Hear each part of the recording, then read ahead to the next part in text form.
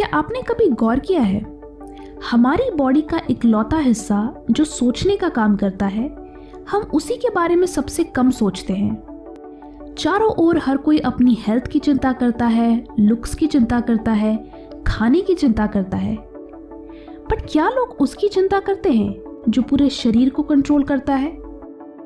अपने ब्रेन को हेल्दी रखना उतना ही ज़रूरी है जितना अपनी बॉडी के दूसरे ऑर्गन्स को हेल्दी रखना। ब्रेन डैमेज होने पर आपके थॉट्स, मेमोरी, सेंसेशन सभी चीज़ों पर असर पड़ता है। इसलिए कुछ बेसिक लाइफस्टाइल चेंजेस से आप इस डैमेज को कंट्रोल कर सकते हैं। तो ये है 12 मोस्ट कॉमन एक्टिविटीज़ जो आपके ब्रेन फंक्शनिंग को डैमेज कर सकती हैं। Number 1, multitasking. एक पल के लिए रुको और उन सभी चीज़ों के बारे में सोचो जो आप अभी कर रहे हो। ऑब्वियसली आप ये वीडियो देख रहे हो, उसके साथ साथ शायद आप कमेंट्स भी पढ़ रहे हो, मैसेजेस और नोटिफिकेशंस भी चेक कर रहे हो। आपको नहीं पता, बट इस तरह की आदतें आपके ब्रेन को धीरे धीरे रिवायर कर रही हैं, जिससे आपका दिमाग लेस इफेक्टिव होता जा रहा है।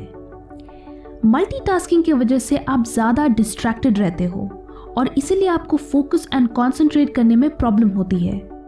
ये आपकी बॉडी में स्ट्रेस हार्मोन कोर्टिसोल और fight and flight hormone adrenaline को बढ़ाता है, जिसकी वजह से आपका दिमाग ओवर स्टिमुलेट हो जाता है एंड आपको सोचने और समझने में प्रॉब्लम होती है। इससे बचने के लिए आपको एक टाइम पर एक ही चीज़ करनी चाहिए। इससे आप ज़्यादा प्रोडक्टिव भी होंगे और आपका ब्रेन भी प्रोटेक्टेड रहेगा। Number 2, sleeping bye covering your head.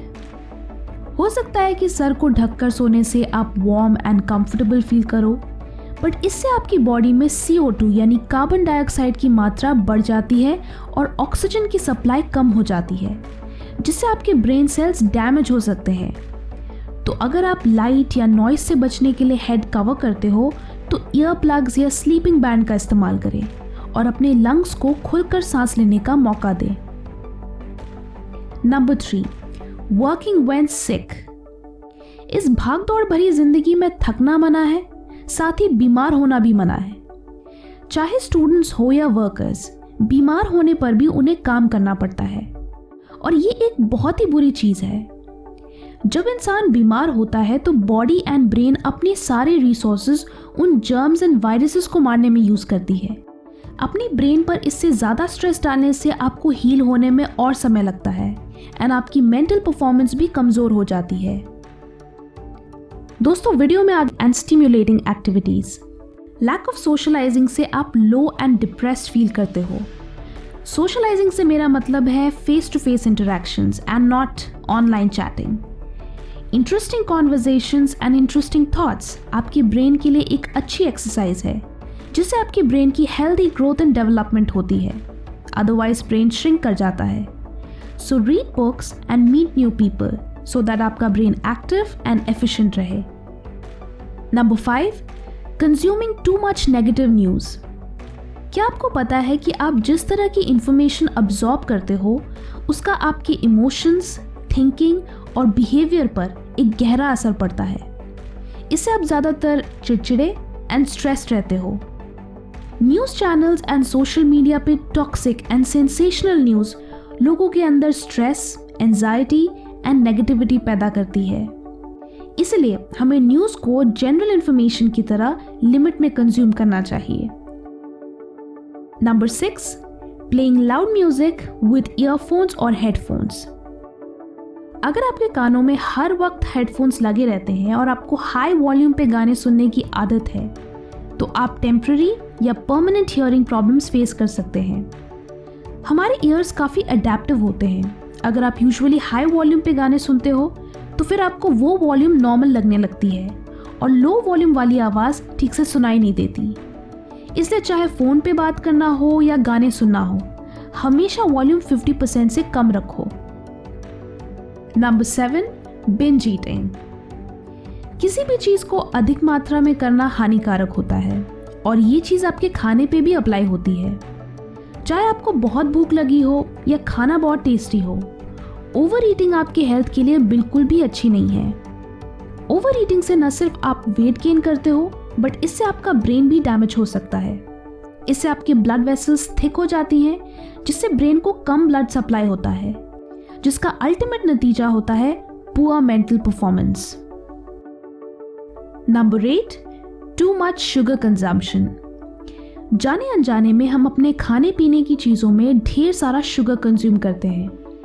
Refined sugar के हाई कंजम्पशन से ब्रेन एंड बॉडी के लिए प्रोटीन एंड बाकी न्यूट्रिएंट्स को अब्सॉर्ब करना डिफिकल्ट हो जाता है, जिससे विद टाइम ये मैल न्यूट्रिशन का कारण बन सकता है। क्योंकि इसके वजह से ब्रेन को ज़रूरी न्यूट्रिएंट्स नहीं मिलते, इसी वजह से ब्रेन डेवलपमेंट में भी स्लो डाउन आ जाता है, जिससे आप कई ब्रेन डिसऑर्डर्स जैसे poor memory, learning disorders and depression का भी शिकार हो सकते हो। सो अगली बार जब आप अपने लिए एक लार्ज साइज कोक ऑर्डर करें तो ध्यान रखना कि उसमें ऑलमोस्ट 20 चम्मच चीनी होती है, इसलिए अपने ईटिंग हैबिट्स को लेकर केयरफुल रहें। Number 9, lack of proper sleep.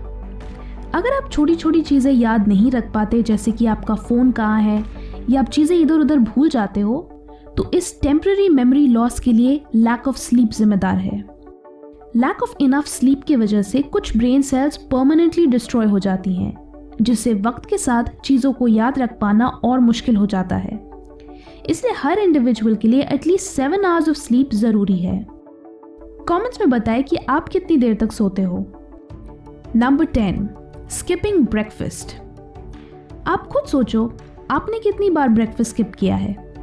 कभी काम की वजह से तो कभी भूख ना लगने की वजह से लोग ब्रेकफास्ट स्किप कर देते हैं, बट इससे आपका ब्रेन कमज़ोर पड़ सकता है। थिंक अबाउट इट, जब आप सोते हो तो आपकी बॉडी 8 से 9 घंटे खाने के बगैर रहती है, तो सुबह उठने पर उसे प्रॉपर न्यूट्रिशन की ज़रूरत होती है, जो उसे एक हेल्दी ब्रेकफास्ट से ही मिलता है। ब्रेकफास्ट स्किप करने से weight gain, low blood glucose and digestive issues भी हो सकते हैं। So don't skip your breakfast. Number 11, not drinking enough water. Brain का लगभग 80% हिस्सा पानी है। ब्रेन को इनफ वाटर चाहिए जिससे आपकी थिंकिंग फास्ट हो और आप बेटर फोकस कर सकें। इसलिए आपको हमेशा हाइड्रेटेड रहना चाहिए। सुबह उठते ही आपको लगभग 1 लीटर पानी पीना चाहिए और उसके कुछ देर बाद ब्रेकफास्ट करना चाहिए।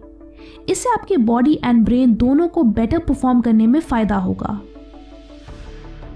Number 12, no exercise. एक्सरसाइज आपके ब्रेन की हेल्दी ग्रोथ के लिए ज़रूरी है। इससे ब्रेन में new blood vessels and blood cells बनते हैं, जो आपकी ब्रेन की एफिशिएंट फंक्शनिंग के लिए ज़रूरी है। इससे आपकी मेमोरी एंड थिंकिंग इंप्रूव होती है।